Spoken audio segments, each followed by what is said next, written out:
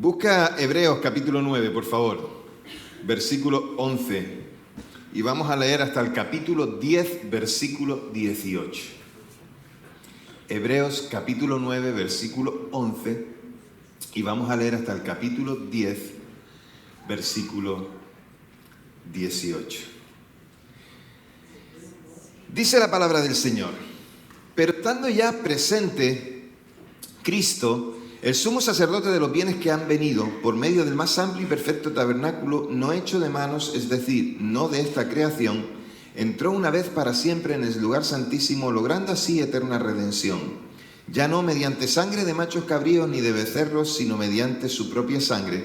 Porque si la sangre de machos cabríos y de toros y la ceniza de las vaquillas rociadas sobre los impuros santifican para la purificación del cuerpo, cuánto más la sangre de Cristo, quien mediante el Espíritu Eterno se ofreció a sí mismo sin mancha a Dios, limpiará nuestra conciencia de las obras muertas para servir al Dios vivo. Por esta razón, también es mediador del nuevo pacto, para que los que han sido llamados reciban la promesa de la herencia eterna, ya que intervino para muerte, para redimirlos de las transgresiones bajo el primer pacto, porque donde hay un testamento es necesario que se presente constancia de la muerte del testador. Y el testamento es confirmado con la muerte, puesto que no tiene vigencia mientras viva el testador. Por esto, ni aun el primer testamento fue inaugurado sin sangre, porque habiendo declarado Moisés todos los mandamientos según la ley a todo el pueblo, tomó la sangre de los becerros y de los machos cabríos junto con agua, lana escarlata e hisopo, y roció al libro mismo y también a todo el pueblo, diciendo: esta es la sangre del pacto, el cual Dios les ha ordenado. Y roció también con la sangre del tabernáculo y todos los utensilios del servicio, pues según la ley casi todo es purificado con sangre, y sin derramamiento de sangre no hay perdón. Era pues necesario purificar las figuras de las cosas celestiales con estos ritos, pero las mismas cosas celestiales con sacrificios superiores a estos, porque Cristo no entró en un lugar santísimo hecho de manos, figura del verdadero, sino en el cielo mismo para presentarse ahora delante de Dios a nuestro favor. Tampoco entró para ofrecerse muchas veces a sí mismo, como está cada año el sumo sacerdote en el lugar santísimo con sangre ajena. De otra manera, le habría sido necesario padecer muchas veces desde la fundación del mundo, pero ahora Él se ha presentado una vez para siempre en la consumación de los siglos para quitar el pecado mediante el sacrificio de sí mismo. Y de la manera que está establecido que los hombres mueran una sola vez y después el juicio, así también Cristo fue ofrecido una sola vez para quitar los pecados de muchos. La segunda vez, ya sin relación con el pecado, aparecerá para salvación de los que lo esperan. Porque la ley, teniendo la sombra de los bienes venideros y no la forma misma de estas realidades, nunca puede, por medio de los mismos sacrificios que se ofrecen continuamente de año en año, hacer perfectos a los que se acercan. De otra manera, ¿no habrían dejado de ser ofrecidos? Porque los que ofrecen este culto, una vez purificados, ya no tendrían más conciencia de pecado. Sin embargo, cada año se hace memoria de los pecados con estos sacrificios, porque la sangre de los toros y de los machos cabríos no puede quitar los pecados. Por lo tanto, entrando en el mundo, Él dice: sacrificio y ofrenda no quisiste, pero me preparaste un cuerpo, holocaustos y sacrificios por el pecado no te agradaron. Y entonces dije: heme aquí, para hacer, oh Dios, tu voluntad, como en el rollo del libro está escrito en mí. Habiendo dicho arriba, sacrificios y ofrendas, holocaustos y sacrificios por el pecado no quisiste ni te agradaron, cosas que se ofrecen según la ley, luego dijo: heme aquí para hacer tu voluntad. Él quita lo primero para establecer lo segundo. Es en esa voluntad que somos santificados mediante la ofrenda del cuerpo de Jesucristo, hecha una vez para siempre. Todo sacerdote se ha presentado día tras día para servir en el culto y ofrecer muchas veces los mismos sacrificios que nunca pueden quitar los pecados. Pero habiendo ofrecido un solo sacrificio por los pecados, se sentó para siempre a la diestra de Dios, esperando de allí en adelante hasta que sus enemigos sean puestos como estrado de sus pies. Porque con una sola ofrenda ha perfeccionado para siempre a los santificados. También el Espíritu Santo nos da testimonio, porque después de haber dicho: este es el pacto que haré con ellos después de aquellos días, dice el Señor, pondré mis leyes en su corazón y en su mente las escribiré. Y Él añade: de los pecados e iniquidades de ellos nunca más me acordaré, pues donde hay perdón de pecados no hay más ofrenda por el pecado. Se acabó contar ovejitas. Entonces, hay mucha gente que le cuesta conciliar el sueño y el remedio más conocido es el de, oye, cuenta ovejitas y verás que te duermes enseguida. Pues no sé si a alguien le ha funcionado, pero a mí no. ¿Cuántos de aquí habéis contado ovejitas y os habéis quedado dormidos? ¿Tú has contado ovejitas y te has quedado dormido? Yo es que es un asombro contigo. ¿Tú también? ¿En serio? ¿Alguno más que ha contado ovejitas y se ha quedado dormido? Yo nunca he contado ovejitas y me he quedado dormido. Es más, me parece lo más monótono. Me enfado y entonces ya no me duermo. Supongo que el dicho tiene que ver con la necesidad de quitar de la mente otros pensamientos, y entonces al quitar esos pensamientos que son los que no nos dejan dormir, empezamos a contar ovejitas y llega un momento en el que ya te cansas y entonces ya te duermes. Y una vez yo escuché decir a un pastor que la mejor manera de quedarse dormido es orar. Mientras estás en la cama, te acuestas, cierras los ojos y empiezas a orar. Y yo no tuve otro remedio que decir que eso era una verdad como un templo, y entonces dije, amén. ¿Cuántos de vosotros os quedáis dormidos orando? Yo todas las noches. Este ya me gusta más, este ya es otra cosa. Este ya es otra cosa. El caso es que yo me acuesto y por la mañana, ¿qué decís? En el nombre de Jesús, amén. ¿Sí o no? Yo me despierto y digo, en el nombre de Jesús, amén. Porque, claro, me quedé dormido y no me dio tiempo de decirlo. Entonces, yo tuve que decir amén. Y es verdad. Cuando alguien me dice, no, llevo unas noches que no puedo dormir, ¿has probado a orar? Yo no recomiendo que cuente ovejitas. Yo digo, ¿has probado a orar?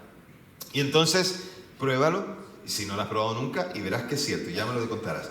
Pero lo que te propongo con el título de Se acabó contar ovejitas no tiene que ver con el sueño. ¿O sí? Déjame explicarme. Ovejas, toros, carneros, tórtolas y otros eran ofrecidos en sacrificio para pedir perdón por los pecados.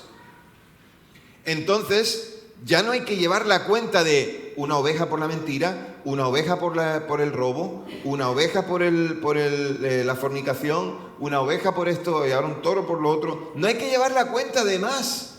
Ya no hay que hacer sacrificios. Ya no tenemos que hacer nada por nosotros mismos porque el Señor ya lo hizo todo por nosotros. E incluso, bueno, pues vamos a ofrecer una oveja más por si acaso, por los pecados que no sabemos que hemos cometido y por los que también tenemos que pedir perdón. En el día de la expiación, de lo que hemos estado hablando en las semanas anteriores, en eso consistía, pedir perdón por todos los pecados, incluso aquellos que no sabíamos que habíamos cometido. Si el pecado, y aquí es donde aparece el sueño, si el pecado te quita el sueño, lo que necesitas es saber que en Cristo tienes descanso. Si el pecado, la angustia de las tinieblas, la angustia de desobedecer a Dios, la angustia de no hacer la voluntad de Dios, la angustia de llevar una vida en desorden, si eso te quita el sueño, descansa en Cristo. Descansa en el Señor. Entonces, ya no es necesario presentar a ningún animal como sacrificio por el pecado, porque Cristo es el sacrificio perfecto que quita el pecado del mundo. Y el sacrificio de Cristo está por encima de cualquier sacrificio. Este texto de Hebreos que acabamos de leer, muy importante en la carta de Hebreos, porque hay una serie de cosas y de convicciones que el autor quiere traer a sus lectores. Este discurso, este texto, nos muestra que Jesús tiene una supremacía mayor que la de cualquier otro con su sacrificio. Porque es un sacrificio perfecto y que vale una vez y para siempre. Entonces, Cristo murió, fueron quitados nuestros pecados, Él resucitó y tenemos esperanza de vida eterna. El sacrificio de Jesús lo cambió todo, iglesia. El sacrificio de Jesús nos acerca de una manera diferente y única al Señor. Ya no necesitamos hacer aquellos sacrificios. Ya no necesitamos hacer aquellas cosas que entonces pedían perdón y que eran por nosotros mismos, sino que Cristo es la ofrenda perfecta. Él es el sacrificio perfecto. En este texto, y empezando del capítulo 9, versículos 11 al 14, voy a intentar desgranarlo lo más rápido posible. Empezando ahí, vemos que hay una diferencia entre el santuario terrenal y el santuario celestial. La semana pasada os hablé un poquito de esto, pero es el contraste entre ese santuario terrenal que es figura de lo celestial. Es un santuario que tiene que fue concebido por el Señor y así se le hizo saber a Moisés. Se construyó el tabernáculo. Os conté que después el templo era una sombra de aquello, una cosa parecida de aquello. Pero en ese momento se construye el tabernáculo con las limitaciones del tabernáculo. Y hace una referencia a que el verdadero tabernáculo, el verdadero santuario, es el que es el celestial. Y en ese santuario también participan personas diferentes, porque en el santuario terrenal aparecen hombres que tienen limitaciones y propiamente pecado, y que ofrecen sacrificios por el pecado del pueblo, pero también por los de él. Sin embargo, en el santuario celestial tenemos a un sumo sacerdote que es Cristo, que no tiene que pedir perdón por sus pecados, pero que sí que se presenta como sacrificio vivo por el pecado de los demás. Y ahí también podemos ver que entonces necesitamos una purificación y una conciencia limpia. Cuando se hacía la petición de perdón por el pecado al presentar un sacrificio, era para decir, ahora estoy limpio. Pero ¿estabas limpio cuántos segundos? ¿Estabas limpio cuánto tiempo? Porque enseguida volvías a pecar. Y enseguida tenías que esperar el nuevo momento en el que presentabas otro sacrificio para pedir perdón por los pecados. Entonces era una purificación momentánea. Pero ahora podemos entender que en Cristo nuestra purificación es completa. No por nuestras obras, no por lo que somos, sino porque al creer en su sacrificio ya hemos sido purificados por completo. ¿Cómo entonces? Pues antes no teníamos una conciencia limpia, porque al presentar un sacrificio estábamos pidiendo perdón. Pero nuestra conciencia, si somos honestos, podría estar pensando, tengo que volver a hacer otro sacrificio para enmendar esto, porque voy a volver a fallar. Hay una conciencia en la que constantemente hay una necesidad de hacer algo diferente. Con Cristo la conciencia está limpia, mi conciencia está limpia, no por lo que yo haya hecho, sino por lo que Cristo hizo. He sido perdonado de todos mis pecados pasados, presentes y futuros. Ya no tengo pecado por el que decir que soy culpable. Ahora soy libre de todos y cada uno de mis pecados. ¿Por quién? Por la sangre de Cristo. Es la diferencia entre un sacrificio terrenal, un santuario terrenal y un santuario celestial. Versículos del 15 al 22, seguidme por favor en la escritura. El sacrificio de Cristo es un sacrificio eterno. Y es aquí que entonces Él se ofrece como mediador, y es mediador Cristo de un nuevo pacto. De un nuevo pacto, de una nueva manera de hacer las cosas, de una nueva manera de ver a Dios, de una nueva manera de ver las razones por las que Dios quiere que nosotros nos relacionemos con Él. Es la importancia de la muerte de Cristo como el sacrificio definitivo. Entonces, Cristo es el mediador. El que no tiene pecado, el que está limpio de mancha, Él se ofrece como sacrificio. Entonces, la necesidad de la sangre es importante. Recordad que os he dicho varias veces, y esto que no se nos olvide, lo que presenta a Cristo delante del Padre era su propia sangre. Porque lo que se presentaba en los sacrificios no era la carne quemada o sacrificada. Lo que se presentaba en los sacrificios en el antiguo pacto era la sangre de aquellos animales. Porque en la sangre está la vida y en la presentación de la sangre venía la purificación o la limpieza. Pero Cristo es mediador de ese nuevo pacto. Y avancemos con los versículos del 23 al 28, porque dice ahí, habla acerca de la eficacia del sacrificio de Cristo. La comparación entre los sacrificios del antiguo pacto y el sacrificio de Cristo es que en el antiguo pacto, ¿cuántas veces teníamos que presentar sacrificios? Tantas como fueran necesarias, tantas como hubiéramos pecado, o sea, siempre. Y con Cristo, una sola vez. Jesús entonces, como sumo sacerdote perfecto, que no presenta petición de perdón por sus pecados, sino por los del pueblo, entonces nos muestra cómo Él se ofrece como cordero sin mancha. Es aquí que la esperanza y la promesa del Señor entonces es también la segunda venida, el momento en el que veremos al Señor nuevamente y Él vendrá por segunda vez. La perfección, y por último, los versículos del 1 al 18 del capítulo 10 nos hablan acerca de la perfección de aquel sacrificio y de la santidad de los creyentes. Porque en los antiguos sacrificios que se hacían en el antiguo pacto eran insuficientes. No pagaban todos los pecados porque volvíamos a pecar.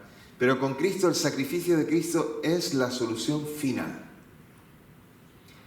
Y nos exhorta entonces, si sabemos que ahora tenemos salvación y perdón de pecados, si Cristo es el sacrificio vivo, la exhortación es clara. Hay una exhortación en el texto de parte del autor a sus lectores, es que tengan santidad y que perseveren en la fe. Los que aman a Dios intentan esto: vivir en santidad y perseverar en la fe. No somos de los que tiramos la toalla, no somos de los que renunciamos, no somos, como nos decían en versículos anteriores, de los que apostatamos o renunciamos o nos acobardamos o rechazamos aquellos principios que habíamos abrazado. Somos aquellos que, viviendo en santidad, no por nosotros, sino siendo santificados en Dios, por la transformación que Él va haciendo en nosotros, que entonces nosotros podemos decir que seremos santos como Él es santo. Y esto es una demanda del Señor. No es una demanda de Samuel, ni de cualquiera de nosotros al otro que está a su lado. No es una demanda de una religión. ¿Qué va? Es la demanda del mismo Dios. Sed santos como yo soy santo. Y perseverar en la fe no es fácil. No es fácil. Pero la Escritura nos dice que el que persevere hasta el fin, éste será salvo. Perseveremos. Hay que seguir constante. Hay que estar día tras día. Hay que seguir constante con el Señor. Ahora, ¿cómo aplicamos estas enseñanzas del autor de Hebreos a ese pueblo hebreo? ¿Cómo las aplicamos a nosotros como iglesia hoy? Pues varias cosas aquí. 5. La primera, que la supremacía de Cristo es importante para entender la mediación por la iglesia. Y la Biblia es clara en cuanto a esto. Nos dice además que en 1 de Timoteo capítulo 2 versículos 5 y 6 que solo hay un mediador entre Dios y los hombres, y ese es Jesucristo. Solo hay un mediador. Entonces, este es el testimonio que se nos ha dado y que recibimos. Y este pasaje entonces enfatiza que no hay otros mediadores, que no hay más que Jesucristo, solamente Él. Y Él es la única conexión entre la humanidad pecadora y un Dios santo. ¿Quieres relacionarte con Dios? No es a través de las religiones. ¿Quieres relacionarte con Dios? Es solo a través de Jesucristo. Jesucristo cumplió la función como mediador al ofrecerse como sacrificio en la cruz. Por lo tanto, Él nos ofrece perdón de nuestros pecados. Su muerte y su resurrección permiten a todos los seres humanos en la faz de la tierra que se puedan reconciliar con Dios y tener comunión con Él. Esto es una realidad y es para ti. Es para ti que escuchas ahora y dices, ¿quién es Dios? ¿Quién es Jesús? ¿Qué hizo por mí? Pues te ama tanto que se entregó para que tú fueras perdonado. Es el único mediador entre Dios y los hombres. La Biblia hace hincapié en la exclusividad de Jesucristo como mediador. Hace hincapié en esto porque es importante. Y no se menciona ninguna figura extra como mediador entre Dios y los hombres. No lo hay. No hay otra figura, además de, es que, bueno, pues entonces Jesucristo y alguien más. No, solo Jesús. Por tanto, en la fe cristiana, Jesucristo es el único camino para acercarse al Señor y recibir perdón de pecados y tener vida eterna. No busques otro camino. No hay otro camino. No es que sigas lo que dicen los evangélicos, nosotros, por tanto. No. Es lo que dice Jesús. Fíjate entonces que Jesucristo es el único camino y cualquier otro que se ofrece como mediador es un usurpador. Habéis oído la frase que dice, todos los caminos llegan a Roma, ¿no? Pues muchos dicen, pues hay muchas religiones que pueden llevarte a Dios. Falso, error, mentira, estás siendo engañado. Eso no es cierto. Y cualquiera que dice, yo también soy mediador, entonces está mintiendo y está ocupando el lugar que no le corresponde. Porque cualquiera que dice que es mediador tiene que justificar que ha sido enviado por Dios, tiene que justificar que no tiene pecado y tiene que justificar que su sacrificio es una vez y para siempre. Y eso solo lo ha hecho Jesucristo. Por lo tanto, cuando la Iglesia Católica dice que es mediadora, miente. Cuando el Papa dice que es mediador, miente. Cuando dicen otras religiones que también nos acercan a Dios, mienten. Y cuando nosotros como cristianos queremos jugar en dos equipos, entonces mentimos, somos unos hipócritas y estamos comportándonos como personas que viven en la tibieza en vez de vivir en lo calentito que es estar con el Señor. Lo puedo decir más alto. que ya es difícil, porque yo me quedo toda la predicación gritando, pero no lo puedo decir más claro.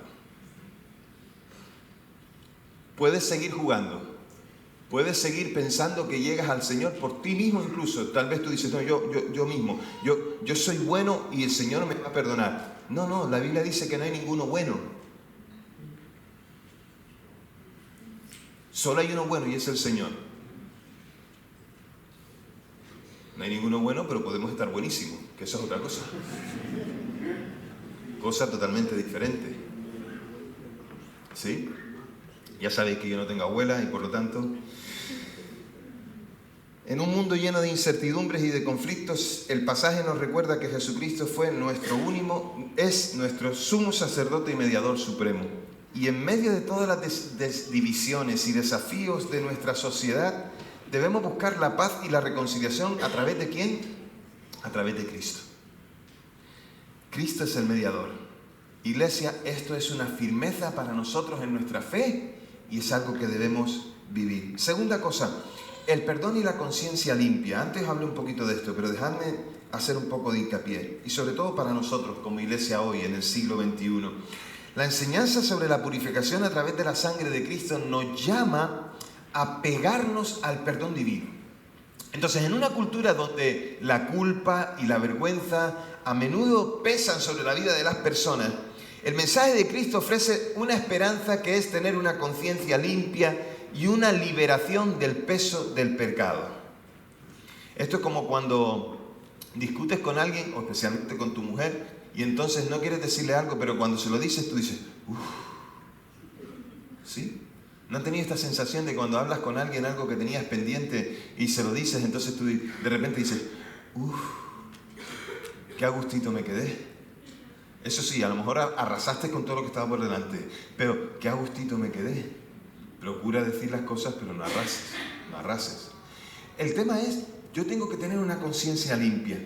Y tener una conciencia limpia es importante en la vida de un creyente. No cargar con culpa.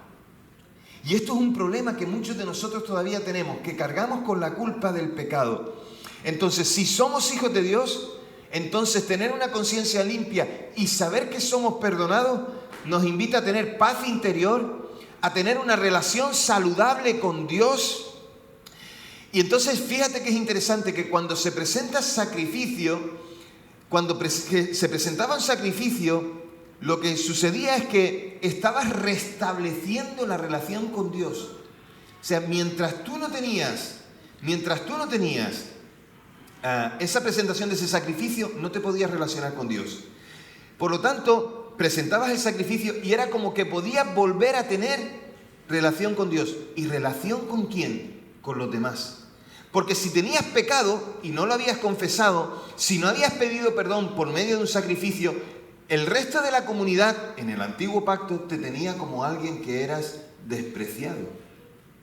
Pero en Cristo, cuando tú recuperas la identidad como hijo de Dios y cuando tú te relacionas con Dios, porque Cristo ha presentado sacrificio, tú te incorporas a esa relación con Dios permanentemente.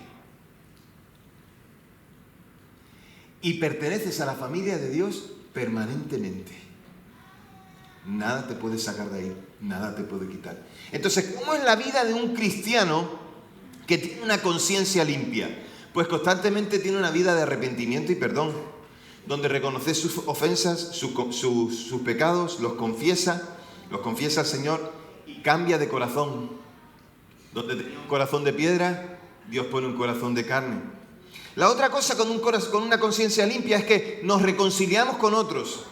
Porque al tener una conciencia limpia y ser perdonados de nuestros pecados, podemos relacionarnos con los que están a nuestro alrededor. Por lo tanto, si eres un hijo de Dios y has herido a alguien o tienes asuntos pendientes, reconcíliate. Hazlo y hazlo pronto. El que tiene una conciencia limpia toma en serio la palabra de Dios porque ella es advertencia y guía para nosotros. Y toma en serio esa palabra. Pero también es capaz de orar para confesar los pecados, pedir dirección y mantener cercanía con Dios. El que tiene una conciencia limpia delante de Dios porque conoce al Señor, evita también la tentación. Entonces, hoy te invito a que evites la tentación. ¿Cómo? Pues evita situaciones y personas que te puedan llevar a pecar. Vigila, porque tú eres un hijo de Dios. Entonces, tienes que tener cuidado con eso. Pero también los que tienen una conciencia limpia buscan consejo y apoyo espiritual.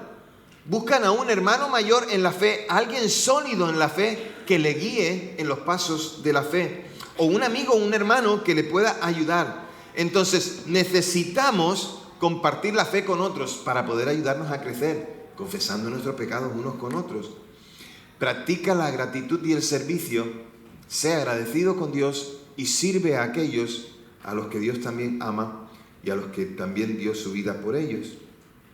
Y sobre todo, aprende de tus errores. Cuando tú tienes una conciencia limpia, aprendes de tus errores.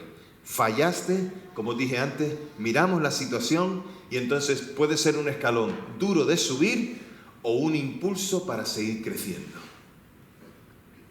Así que imagínate, con una conciencia limpia, limpiados por el Señor, todo lo que podemos hacer. Tercera cosa, valoramos la fe y la perseverancia. La diferencia principal entre aquellos que tienen fe y aquellos que no tienen fe es que los que tienen fe centran su vida y su relación con Dios y también centran la perspectiva de la vida. Algunas diferencias para que podáis saber esto. ¿En qué se basa? Pues mira, nuestra relación con Dios es constante. Tendrá altibajos, pero es constante. Permanecemos cerca de Él. ¿Por qué? Porque sabemos quién es y lo que ha hecho por nosotros. Cuando nosotros tenemos la fe y la perseverancia, tenemos sentido de propósito. Y además también tenemos significado. Lo que soy. Pero también tenemos paz interior. Y tenemos también una comunidad que es la iglesia. Esto de la familia espiritual es un milagrazo, Dios, que es tan bueno y tan misericordioso, nos puso a la familia espiritual para poder vivir la fe juntos. Por eso la insistencia en que no dejes de congregarte, pero no en venir el domingo. Estamos hablando de ser parte de la iglesia, de ser parte de ella. La esperanza y el consuelo que tenemos, la esperanza por la segunda venida, la perspectiva de eternidad y sobre todo que en asuntos de ética y de valores haremos valer lo que la palabra de Dios dice. Fíjate cuánto podemos llegar a perseverar. Este pasaje nos invita a nosotros en el siglo XXI a vivir la fe y a perseverar en nuestro caminar cristiano. En un mundo lleno de distracciones, de desafíos, donde debemos mantener nuestra fe firme y no apartarnos de ella. Fe y perseverancia. La confianza de todos y cada uno de nosotros en la segunda venida de Cristo nos motiva a vivir con un propósito eterno siempre en nuestra cabeza. Cuando tú estás viviendo la fe cristiana y tú ves tantas dificultades, lo único que tienes que apuntar es a la vida eterna, a que Jesús vuelve, a que vas a estar con Él y las cosas se tornan muy diferentes. ¿Habéis oído ese refrán que dice que no hay mal que dure 100 años? Ni cuerpo que lo resista o cuerpo que lo aguante. ¿Lo habéis oído? ¿Sí? Bueno, este es el refranero español, pero en la palabra hay un pasaje que habla acerca de eso exactamente. Nuestra esperanza está en poner la meta en el Señor. Si ponemos la meta en el Señor, la fe y la perseverancia se tornan más fáciles. La cuarta cosa es la responsabilidad en la santificación personal. Porque la idea de que Cristo es el sacrificio perfecto nos desafía a vivir en santidad, iglesia, y a ser responsables por esa santidad y por esa relación con Dios. En un mundo donde hay una moralidad que a menudo se relativiza, donde debemos mantener altos estándares de comportamiento, lo que se nos pide es que a la luz de la palabra y que a la luz de nuestro encuentro con Cristo podamos ser personas en los que se pueda ver al Señor y no a nosotros. Los cristianos que se olvidan de vivir en santidad viven alejados de Él. Se basan en los principios propios de su vida, tendrán conflictos constantes y pierden de vista la meta. Han perdido de vista la meta. ¿Habéis oído alguna vez que alguien habrá dicho, yo me convertí porque vi a esta persona y vi que su vida era totalmente diferente a todos los que estaban alrededor?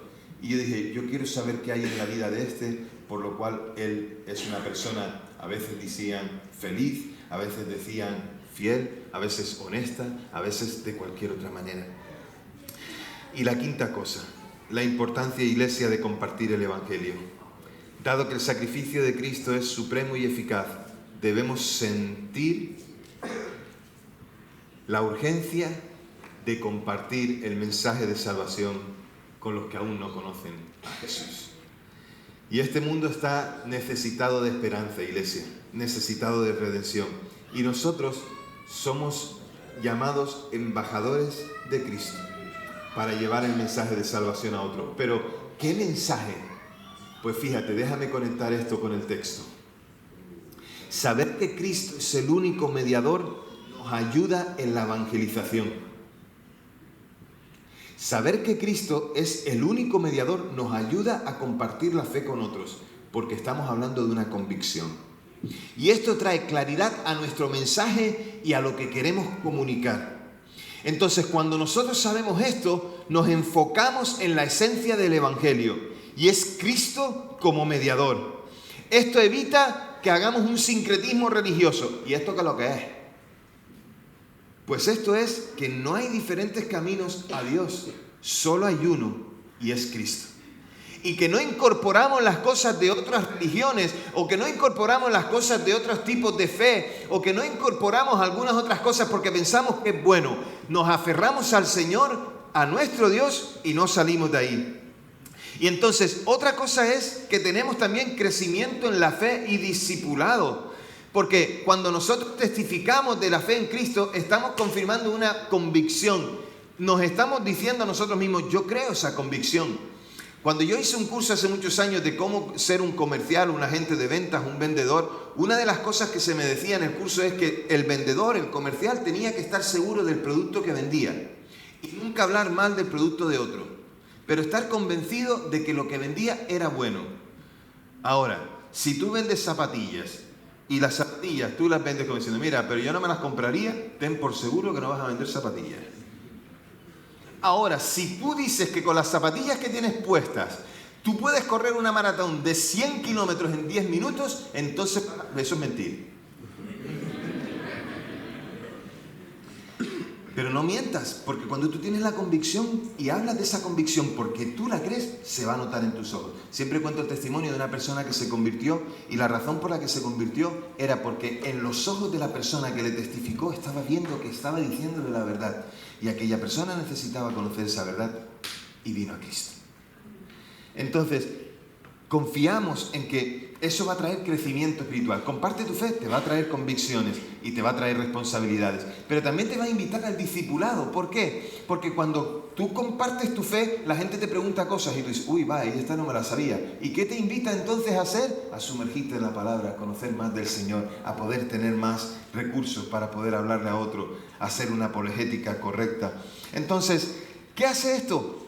Fortalece nuestra fe, nos motiva a profundizar en nuestra relación con Dios, y entonces cuando hacemos todas estas cosas también somos protegidos de una cosa. ¿Sabes de qué somos protegidos? De las falsas doctrinas, de aquella gente que enseña cosas incorrectas en cuanto a la palabra y aquella gente que nos embauca con normas que dicen que son mejores. Y este es el problema de las religiones, que piensan que sus normas son mejores que las de Dios. Y esto nos incluye a nosotros como iglesias evangélicas, donde mucho más se obedece a las normas de los hombres que a lo que Dios demanda que hagamos. Y sobre todo, mantener la unidad de la fe. Al afirmar a Cristo y su mediación, entonces promovemos que nuestra comunidad de fe dependa solamente de Él y que nosotros reforcemos nuestra intimidad con Dios y también los unos con los otros. Porque en la unidad es que adoramos, iglesia. Cuando cantamos el domingo es que adoramos al Señor y lo hacemos juntos. En nuestro servicio adoramos juntos cuando lo hacemos juntos. Y entonces se puede ver a Jesús en medio de nosotros. Y lo que une a los creyentes, a pesar de las diferencias denominacionales y culturales, es pensar en Cristo como mediador. Hay muchas cosas que nos diferencian. A mí me encanta recordar cuando la gente dice, es que no podemos estar de acuerdo. Pues que no estoy de acuerdo ni con mi mujer. Es que no estoy de acuerdo ni con mi mujer en el 100% de las cosas. Lo que pasa es que los hombres tenemos un recurso muy hábil que enseguida lo solucionamos todo. Sí, cariño. Eso no quiere decir que estemos de acuerdo, pero sí, cariño. Entonces, no estoy ni de acuerdo 100% con mi mujer. ¿Cómo es 100% de acuerdo con todos vosotros? Y mucho menos con el de la iglesia de la esquina o con el de la iglesia de 10.000 kilómetros. No, pero ¿saben qué? Cristo es mediador y esto es lo importante. Sin Cristo no somos nada, sin Cristo no tenemos nada. Eso no quiere decir que entonces podamos consentir ciertas cosas y demás. No. Enseñamos la palabra. Enseñamos lo que Dios dice y la intentamos llevar a cabo. El sacrificio de Cristo es supremo, iglesia. Es único en su eficiencia, en su eficacia, para redimirnos de todo pecado y para acercarnos a Dios. Y esto es maravilloso. Enamorarnos de la persona de Jesucristo es lo mejor que nos puede pasar. Y cada día un poquito más. Y esto nos anima a vivir en la seguridad de nuestra fe en Jesús como nuestro Señor, como ese sumo sacerdote y salvador que nos llama a vivir en la santidad. Apeguémonos más a Dios, apeguémonos más a este Señor, con una conciencia limpia, sabiéndonos perdonados, libres de culpa, en una esperanza firme. Y yo espero que esta verdad transforme nuestra vida. Yo espero que este conocimiento transforme lo que nosotros somos y que nos impulse a seguir a Cristo con todo nuestro corazón. Entonces, la invitación es: no te has enamorado de Dios porque no has visto que en Jesús tienes perdón de pecados. Hoy tienes la oportunidad de confiar en Él. No es yo tengo en cuenta a Dios, no. No es yo de vez en cuando hablo con Él. No. Estamos hablando de conocerle íntimamente, en saberte perdonado, en quién has depositado el perdón de tus pecados, en quién has confiado, quién es el mediador entre tú y el Señor. ¿Quién? Y déjame preguntarte, ¿cuáles son las cadenas que te atan, que no estás dispuestos a dejarlas? Si quieres que esas cadenas se rompan, lo único que puedes hacer es creer que Jesucristo es el único que te puede dar perdón de pecados. Solo el Señor te puede dar esa libertad. Solo Cristo te puede dar esa libertad. Pon tu confianza en Él. Deposita tu confianza en Él. Reconoce que eres pecador y arrepiéntete hoy mismo de tus pecados. Iglesia, yo te invito a que cierres tus ojos y que empieces a orar. Y amigo que estás aquí, la Biblia enseña que, muy a diferencia de lo que el mundo ha enseñado, no todas las personas en la tierra son hijos de Dios. Solo aquellos que reconocen que Jesús es el Señor. Tal vez piensas, es que ya yo soy un hijo de Dios. Si no eres un seguidor de Jesús, no eres un hijo de Dios. Yo te invito hoy, amigo o amiga que estás aquí, te invito a que pongas tu confianza en el Señor. Te invito a que digas: Señor, yo soy pecador, te necesito. Señor, reconozco que el sacrificio que hiciste en la cruz me perdona de todo pecado y me da entrada al reino de los cielos. Te necesito, Señor. Y a la iglesia, pues iglesia, enamórate más de este Jesús, este mediador, este Señor de nuestras vidas. Enamórate más de Él y dedícate apasionadamente mucho más a Él. ¿Oramos? Padre, gracias.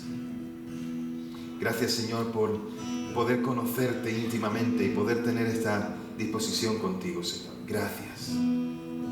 Y, Señor, yo oro, Padre, que en esta mañana tú abras el entendimiento al que todavía no te ha conocido, para que te pueda conocer, para que tenga un encuentro contigo y pueda vivir la plenitud de esa vida abundante que en ti solamente podemos tener. Y oro también por la iglesia, Señor, para que la iglesia se enamore cada día más de ti. Que, Señor, entendiendo tu mediación, que nosotros podamos disfrutar de esta comunión contigo. Te lo pedimos en el nombre de Jesús.